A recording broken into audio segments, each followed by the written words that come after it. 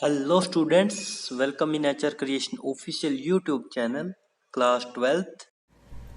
Hello students, so in the last lecture we have discussed about first order reaction or you can say integrated first order reaction. So इसका derivation हमने देख लिया था यहाँ तक, ठीक है। उसके बाद हम लोगों ने एक एग्जाम्पल देखा था जिसमें कहता था कि C2H4 plus H2 gives C2H6। अब हमें इस रिएक्शन का क्या देखना है, रेट। तो रेट क्या निकल के आएगा बच्चे इस रिएक्शन का कि rate is equal to KC2H4। जैसा कि हमें पता है ये रिएक्शन कैसी है, फर्स्ट ऑर्डर रिएक्शन है। दूसरा इसने यहाँ पे लिखा है कि जो कुछ आर्टिफिशियल और कुछ नेचुरल रेडियो एक्टिव एलिमेंट्स होते हैं, कहता उनके अंदर क्या होगा, डीके होगा। कैसे होगा वो डीके, आइए एग्जाम्पल से देखेंगे। चलिए पहले एक ग्राफ देखते हैं बच्चे। स्ट्रेट लाइन ग्राफ है, किस किस के बीच में, LNR के बीच में और नीचे T। अब स्ट्रेट लाइन ग्राफ आएगा जैसा कि आप लोग मैथ में पढ़ते हो, y is equal to mx plus c। तो यहाँ पे कहता इसकी जो मैक्सिमम वैल्यू है दैट इज LNR नोट, ठीक है। ये हमारा क्या रहेगा, k, यानी कि जिसे हम क्या कहेंगे, माइनस स्लोप, ठीक है। जो दूसरा हमारा ग्राफ है वो किस किस के बीच में है, वो है हमारा log R note divide by R, और इधर आएगा हमारा T, ठीक है। ये जो ग्राफ आप लोग देख रहे हो, देखिए इन दोनों ग्राफों में डिफरेंस क्लियर। इसमें जो स्लोप आएगी वो आएगी आपकी is equal to K divide by 2.303, clear. Example देखिए अब रेडियो एक्टिव डीके के, जो कि फर्स्ट ऑर्डर रिएक्शन को शो करते हैं। हमने लिया रेडियम, यानी कि रेडियम 88 जिसका एटॉमिक नंबर है और 226 जिसका वेट है। सो कहता है जब इसका डीके होगा तो ये कन्वर्ट हो जाएगा किस चीज के अंदर, हीलियम 242 इसका एटॉमिक नंबर, 4 इसका मास, और रेडोन के अंदर Rn, जिससे 86 और 222 से हम शो करेंगे। तो यानी कि हुआ क्या है, हमने रेडियम लिया था जो कि एक रेडियो एक्टिव एलिमेंट है, ठीक है। और ये रेडियम क्या क्या देता है हमें, हीलियम और रेडोन देता है, क्लियर। आगे कहता है next example that is N2O5। अब इसमें क्या होगा, जो N2O5 हमारा गैसियस फेज में था ये कन्वर्ट हो जाएगा या ये ब्रेक डाउन हो जाएगा, डीकम्पोज हो जाएगा किसके अंदर, 2NO2 साथ में हाफ O2 के अंदर। यानी कि N2O5 से क्या बनेगा, 2NO2 और साथ में हाफ O2। उसके बाद कहता जो हमारा ये है यानी कि 2NO2, इसे हम लेंगे और दोबारा फिर इसे क्या करेंगे, decompose, and it convert into 2N2 plus O2। यानी कि क्या हो गया, इसमें जो 2 ऑक्सीजन थे वो अलग चले गए और जो 2 N थे यानी कि नाइट्रोजन 2 और 2 4, तो 2N2 यहां से अलग निकल जाता है, क्लियर है। यहां तक कोई भी डाउट किसी भी स्टूडेंट को, जर्नल एग्जाम्पल है ये बिल्कुल। चलिए उसके बाद नेक्स्ट आगे है हमारे पास, कहता let us consider a typical first order gas phase reaction. अब हमें क्या करना है, गैस की फॉर्म में जो फर्स्ट ऑर्डर रिएक्शन है उसको रीड आउट करना है। तो चलिए पहले एक जर्नल एग्जांपल लेते हैं। लाइक हमने कोई ए ले लिया, गैसियस फॉर्म था, ये कन्वर्ट हो जाता है बी और सी के अंदर, और इन दोनों का भी फेज कैसा रहेगा, गैसियस रहेगा, ठीक है। फिर कहता है हम लेट करेंगे कि जो PI है, PI is the initial pressure of A, यानी कि जो हमारा ए रिएक्टेंट है इसका हमने एक इनिशियल प्रेशर मान लिया जो कि किससे शो किया है, PI से। फिर कहता है एक हमारे पास PT है, PT क्या है, total pressure at time T के ऊपर। यानी कि पहले हमने रिएक्टेंट का जो हमारा A था उसका प्रेशर माना इनिशियल दैट इज PI, फिर हमने टोटल प्रेशर माना PT एट टाइम T के ऊपर। आगे कहता है now derive the integrated rate equation for this reaction. अब कहता है इस रिएक्शन के लिए हमें इंटीग्रेटेड रेट इक्वेशन को ड्राइव करना है। आइए देखिए, तो यहाँ पे जो टोटल प्रेशर रहेगा वो क्या होगा आपका PT, यानी कि टोटल प्रेशर जो कि अभी बताया था। और ये टोटल प्रेशर कहता है किसके इक्वल होगा, is equal to P A plus P B plus P C. P A का मतलब हमारा रिएक्टेंट का, पी बी हमारा प्रोडक्ट और पी सी हमारा प्रोडक्ट। तो यानी कि इन तीनों का जो टोटल प्रेशर होगा इनिशियल प्लस इन दोनों का जो भी प्रेशर होगा उन सब का सम किसके इक्वल रहेगा, टोटल प्रेशर के। ठीक है, आगे कहता है यहाँ पे जो अभी ये टर्म आई है पी ए पी बी और पी सी, कहता है ये हमारा पार्शियल प्रेशर है ए का, बी का और सी का रिस्पेक्टिवली। ठीक है, यानी कि पी ए पी बी और पी सी पार्शियल प्रेशर रहेंगे ए बी और सी के। उसके बाद कहता है कि अगर if the x atom be decrease in the pressure of atmospheric, यानी कि एक्स अगर उस प्रेशर में से क्या हो जाता है, डिक्रीज हो जाता है, जो भी उसका प्रेशर था उसमें से एक्स क्या हो गया, डिक्रीज ऑफ ए का मतलब हमारा रिएक्टेंट एट टाइम टी के ऊपर। ठीक है, आगे कहता है and 1 mole each of B and C is formed, और कहता उस दौरान एक एक मोल बन जाते हैं किसके, बी और सी के।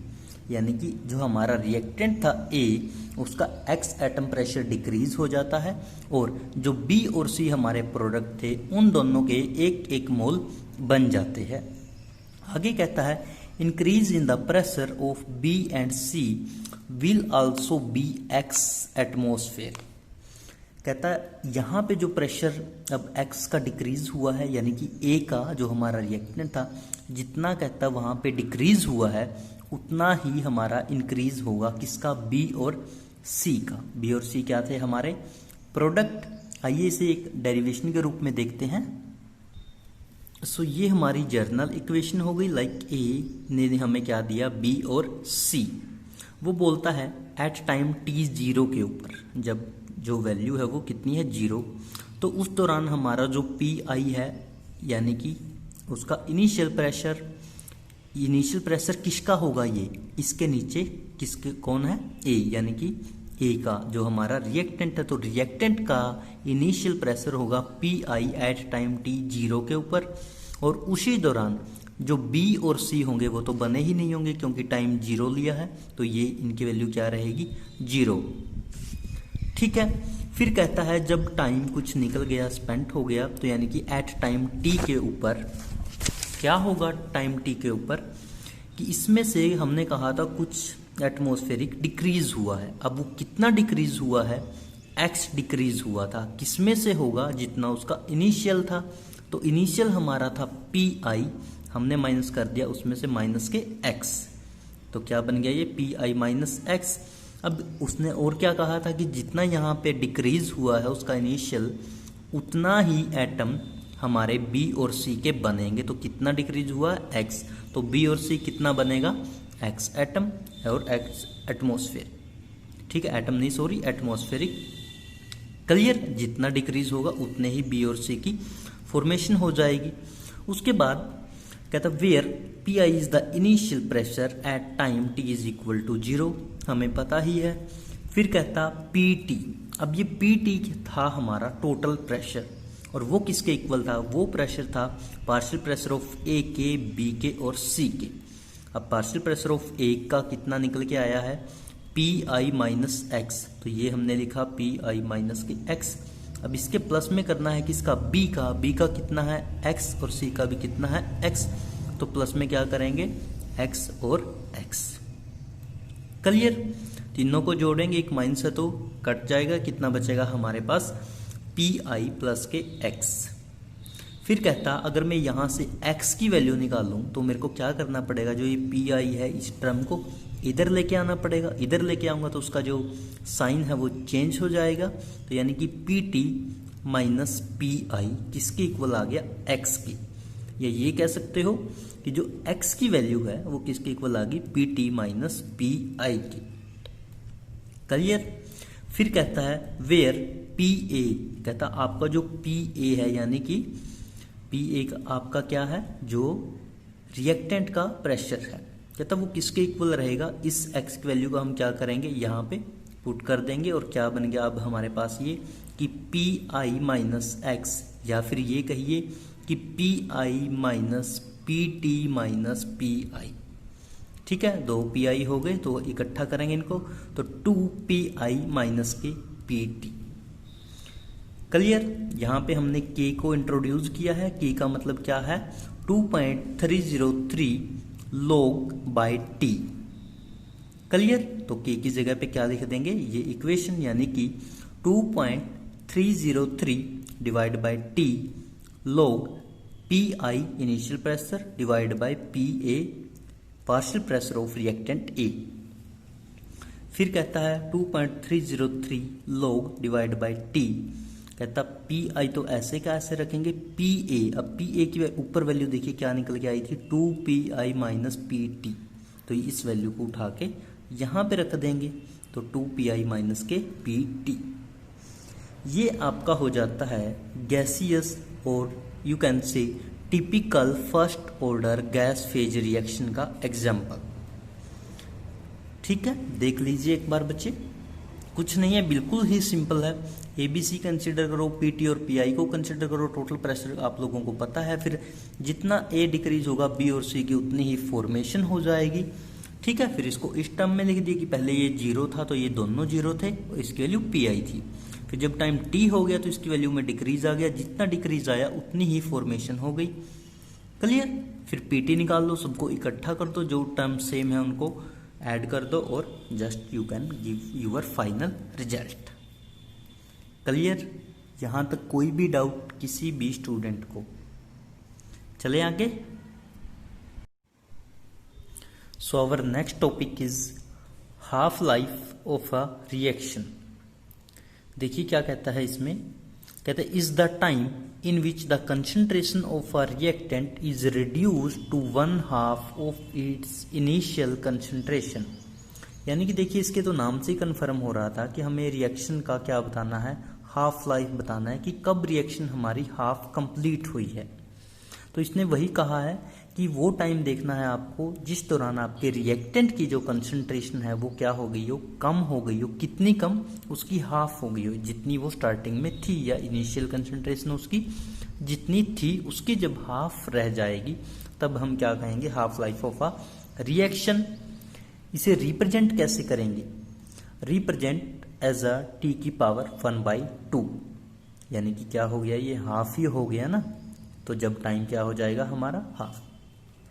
सो प्रोसीड करते हैं। देखिए कहता so from zero order reaction equation number 3। अब हमें क्या देखना है, इसके लिए हाफ लाइफ के लिए आप लोगों को जीरो ऑर्डर के ऊपर जाना पड़ेगा। जीरो ऑर्डर में कहता जो रिएक्शन नंबर 3 थी वो ये थी, देखिए कि K is equal to R0 minus R divide by T। ये हमारी थर्ड इक्वेशन थी जीरो ऑर्डर में।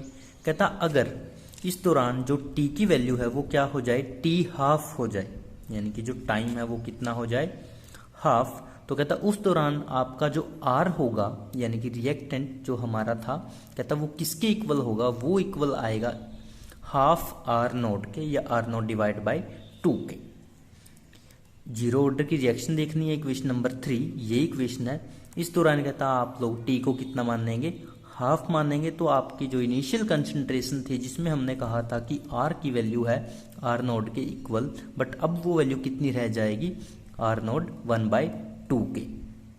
फिर कहता है जो रेट कांस्टेंट होगा एट T हाफ के ऊपर, कहता वो कितना होगा, चलिए देखिए वो आपका हो जाएगा कि K is equal to R0 minus 1/2 R0 divide by T half.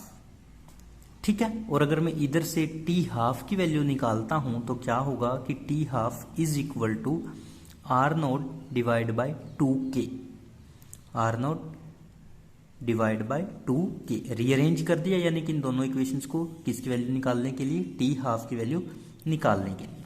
अब देखिए ध्यान से इसको, कहता it is clear from that T half for a zero order reaction is directly proportional to initial concentration of a reactant.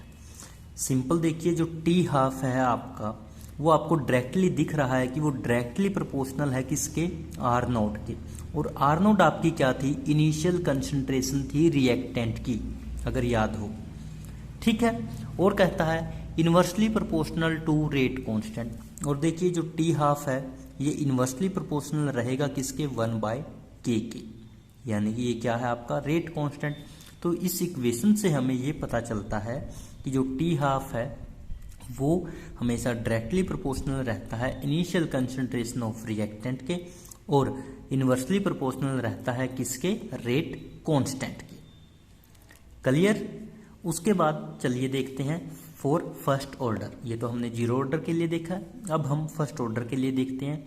First order में हमारे पास जो value आती थी के की, वो आती थी k is equal to 2.303 divide by T log R naught divide by are.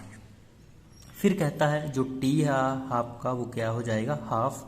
तो आर की जो वैल्यू होगी वो कितनी बनेगी, आर नोट डिवाइड बाई 2, यानी कि इसका हाफ। सो अबव इक्वेशन बिकम्स, सो अब ऊपर वाली इक्वेशन में हम आर की वैल्यू को रखेंगे, ये आर की वैल्यू क्या है, आर नोट बाई 2। तो यहाँ पे है आर हमारा, यहाँ पे पुट करनी वैल्यू, तो ये हमने वैल्यू पुट की, ये तो सेम रहेगा 2.303 divide by T half log R naught. और आर की वैल्यू अब हमें यहाँ पुट करनी है, तो यहाँ क्या लिखेंगे, आर नोट बाई 2। क्लियर। फिर कहता है यहाँ से किसकी वैल्यू निकाल लो, टी हाफ की। जैसे जीरो ऑर्डर में आप लोगों ने निकाला था वैसे ही निकाल दीजिए। टी हाफ की वैल्यू निकालेंगे तो सारी इक्वेशन क्या हो जाएगी, रीअरेंज। तो रीअरेंज होके हमारा क्या बनेगा, 2.303, ये इधर के था इसको नीचे ले आएंगे तो ये इसके डिवाइड में आ गया, ठीक है। log इससे ये कट जाएगा और क्या बचेगा, 2। फिर कहता है टी हाफ ऐसे कैसे रखते हैं, इज इक्वल टू 2.303 के ऐसे कैसे रखते हैं, log 2 की वैल्यू डाल देते हैं टेबल में से देख के। टेबल में से log 2 की वैल्यू आप लोगों को देखनी आती होगी, सो उसकी वैल्यू आएगी 0.304, ठीक है। और जब 0.304 और 2.303 की मल्टीप्लाई करेंगे तो बनेगा 0.693 डिवाइड बाई के है वो सेम रहेगा, इज इक्वल टू क्या आ गया, टी हाफ। क्लियर। ये किसके लिए आया आपका, ये आया आपका फर्स्ट ऑर्डर के लिए। सो आप लोगों को ध्यान में क्या रखना है कि पहले आपको जीरो ऑर्डर का निकालना है टी हाफ, और फिर आपको फर्स्ट ऑर्डर के लिए निकालना है। क्लियर। देखिए इसमें क्या लिखता है कि for first order reaction the half life period is constant. Half life period रहेगा जो फर्स्ट ऑर्डर की रिएक्शन के लिए वो क्या रहेगा, कांस्टेंट रहेगा और इंडिपेंडेंट रहेगा किससे, इनिशियल कंसंट्रेशन जो भी आपकी रिएक्टेंट होगा या जो भी रिएक्टिंग स्पीसीज होगी।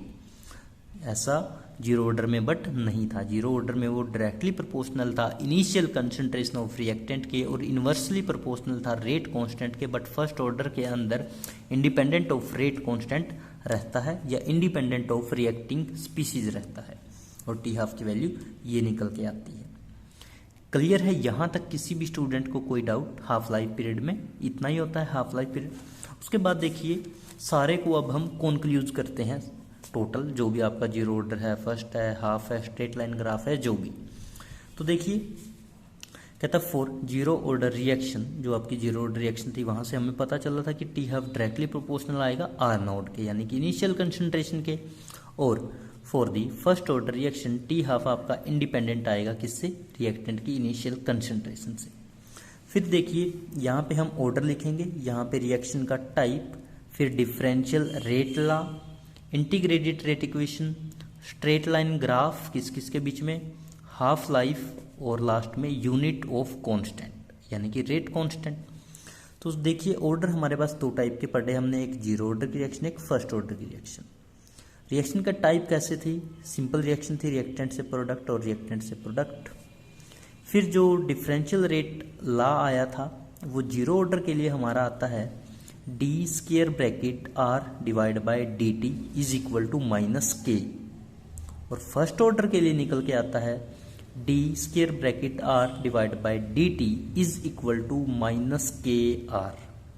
अब देखिए जीरो ऑर्डर में माइनस के है, यहाँ पे माइनस के आर है, जीरो ऑर्डर में आर क्यों नहीं आया। सिंपल सी बात है ना बच्चे कि जीरो ऑर्डर की जो रिएक्शन होती है वो क्या करती है, रिएक्टेंट की कंसंट्रेशन से इंडिपेंडेंट रहती है। सो यहाँ पे आर नहीं आएगा, और आर यहाँ पे क्यों आया है, क्योंकि ये डिपेंड अपॉन करेगी।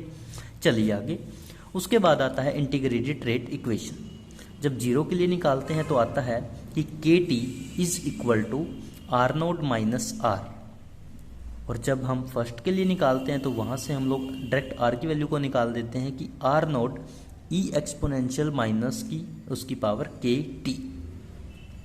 उसके बाद दोनों का स्ट्रेट लाइन ग्राफ देखते हैं। तो यहाँ पे ग्राफ आता है आर वर्सेस टी के अंदर, यानी कि जीरो ऑर्डर में, और फर्स्ट ऑर्डर में जो ग्राफ आएगा वो आएगा आपका L N R versus time के बीच में। उसके बाद दोनों का हाफ लाइफ देखते हैं, जो कि अभी देखा है। यहाँ पे हाफ लाइफ निकल के आएगा आर नोट बाई 2k, और फर्स्ट ऑर्डर में निकलेगा एल एन 2 बाई के। फिर हमें दोनों की यूनिट्स देखनी है। यूनिट्स पहले में आएगी आपके जीरो ऑर्डर में मोल पर लीटर पर सेकंड, और फर्स्ट ऑर्डर में आपका या तो टाइम इनवर्स बोल लो या फिर सेकंड इनवर्स। क्लियर है? यहाँ तक कोई भी डाउट किसी भी स्टूडेंट को? चलिए आज यहीं तक करते हैं, कल देखेंगे नेक्स्ट लेक्चर में हम लोग स्यूडो फर्स्ट ऑर्डर रिएक्शन। तब तक के लिए आप वीडियो को लाइक कीजिए, शेयर कीजिए, कमेंट कीजिए। Thank you so much.